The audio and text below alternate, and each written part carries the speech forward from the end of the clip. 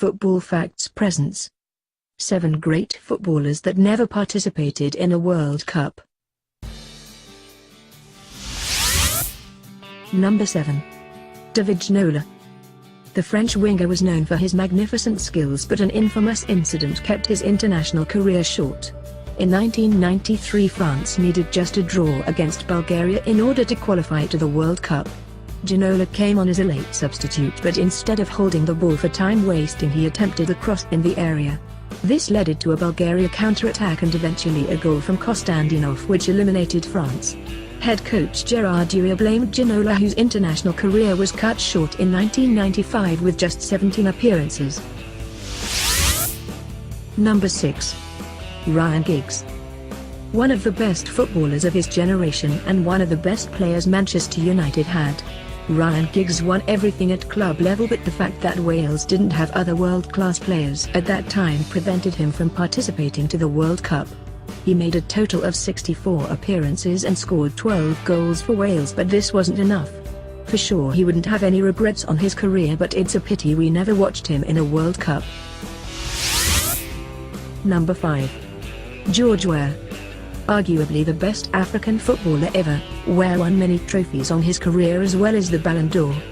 His chances to participate in a World Cup were limited as Liberia had not much talent on the team. He came close for the 2002 edition, but Liberia fell 1 point short to Nigeria. He did help, however, his country to participate in 2 African Cups of Nations, but in both cases had a group stage elimination. In total he played 60 games and scored 22 goals. Number 4. George Best. He was one of the best wingers of his generation and helped Manchester United to win several achievements and the European Cup of 1968.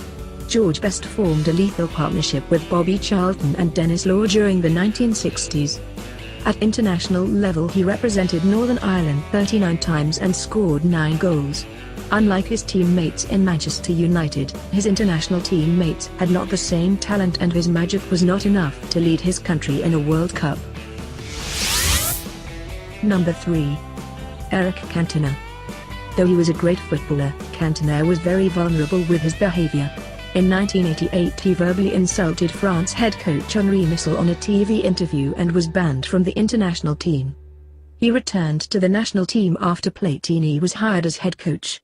A home defeat against Bulgaria in 1993 kept France out of the World Cup. In 1994 he became captain of France. In 1995, while playing for Manchester United, he attacked a fan of Crystal Palace and received a ban of 8 months. As a result, he was stripped of the captaincy of France and was never called again. In 1997 he surprisingly retired from football, and this meant that he would miss a World Cup participation anyway. Number 2. Duncan Edwards. Edwards was one of the most promising players of Manchester United and England.